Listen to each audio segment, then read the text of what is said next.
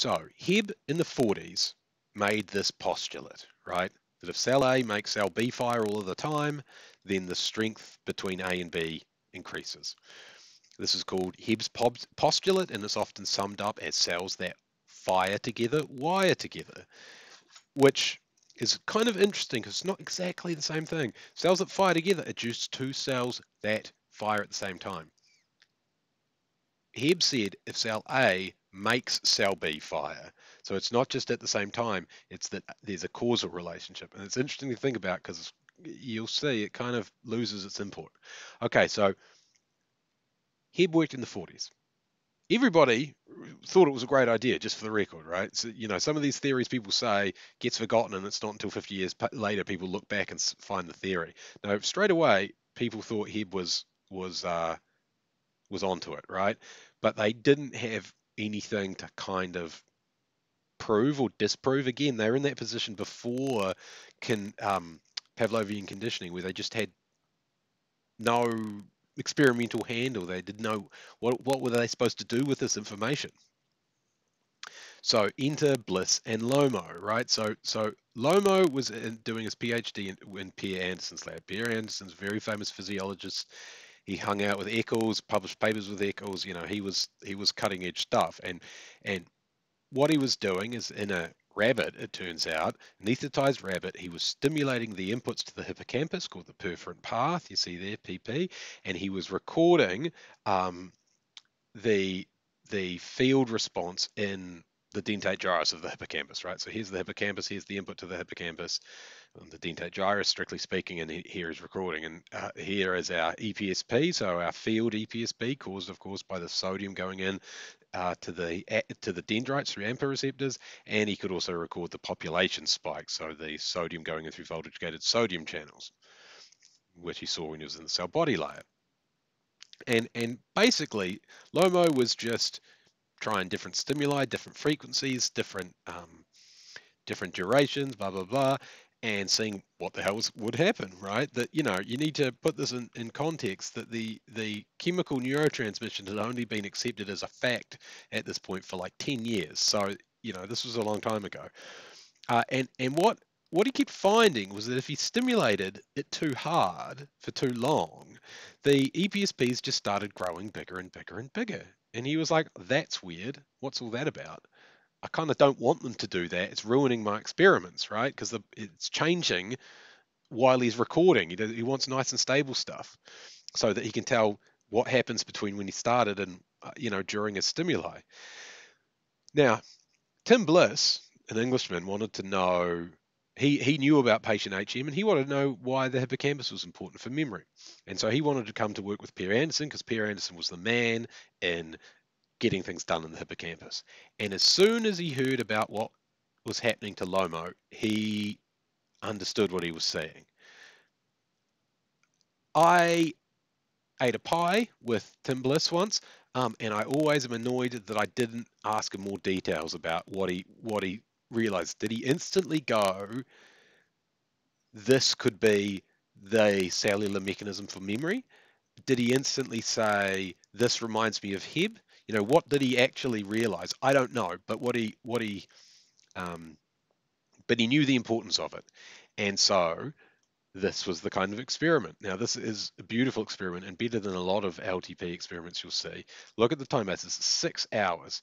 Each of these arrows is when they apply some conditioning stimuli, right? Which is typically a high frequency pulse of inputs, and they're actually recording the population EPSP, the field EPSP, from 2 different pathways.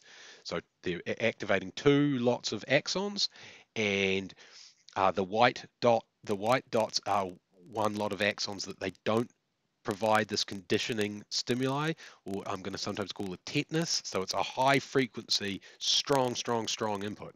So they apply it to one pathway, the black pathway, and the black pathway gets 50% bigger. And then they stimulate it again and kind of nothing happens. Maybe it starts trending up. Stimulate again, nothing really happens. Stimulate again, it gets even stronger. Now it's 3 times bigger than it was when it started. But the other pathway hasn't changed. Now that's really important, right?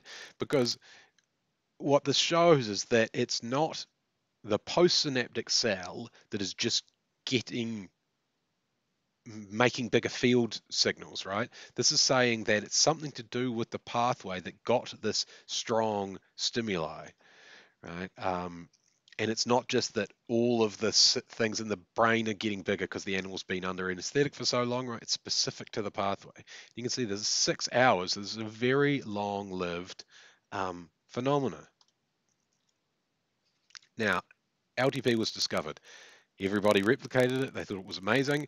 But again, I feel this field kind of stalled with some questions that they just, again, didn't know how to deal with.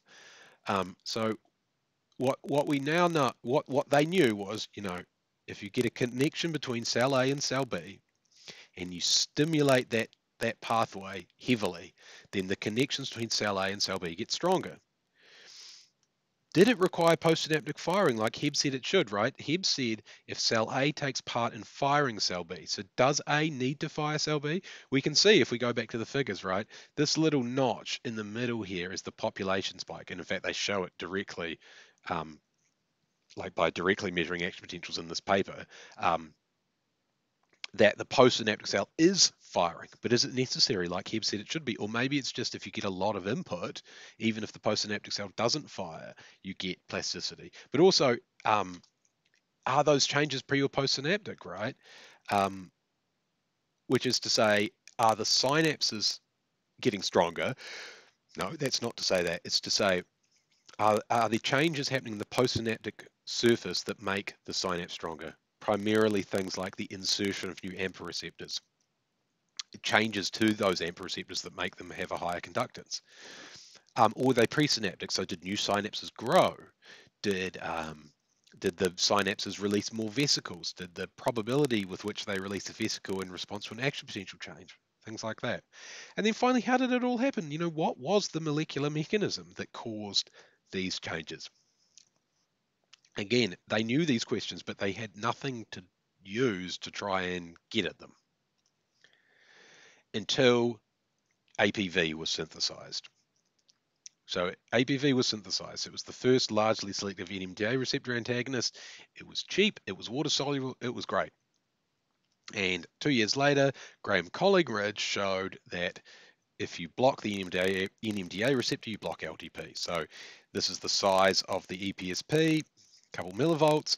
He applies a 100 hertz input for 1 second while APV is being applied. And you see a little jump in the size of the EPSPs, but it rapidly goes back to baseline. Now the APV is no longer being applied, and they use the same stimuli, and now the EPSP gets larger, it stays larger. They come back 25 minutes later, and it's still larger.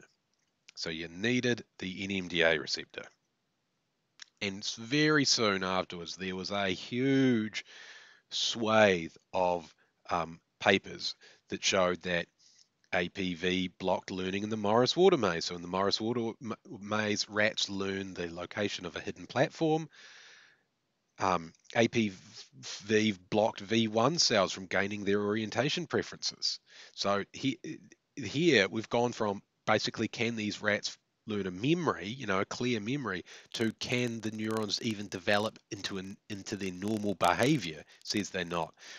And we go even sort of further, which is here we have chick imprinting, right? So baby birds will imprint on their mother, or really anything.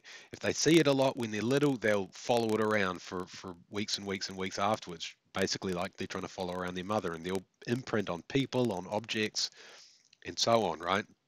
So this is a behaviorally relevant memory that's developed at day, only a few days old, and AP5 blocked that too. So we've sort of shown the gamut of AP5, APV, same thing. I could usually call it AP5.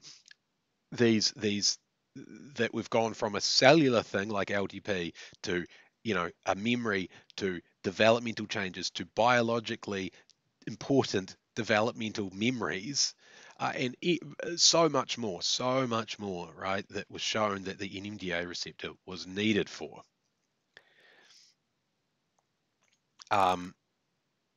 So Hebb, predicted that cells that fire together wire together, right? And Bliss and Lomo showed us that if population A drive population B to fire, the connection from A to B gets stronger. That's LTP. And Collingwood showed us that the LTP depends on the NMDA receptors, and Morris and others showed us that the NMDA receptors are necessary for memory and normal development. So we've got a pretty good mix of sort of supporting the theory right now.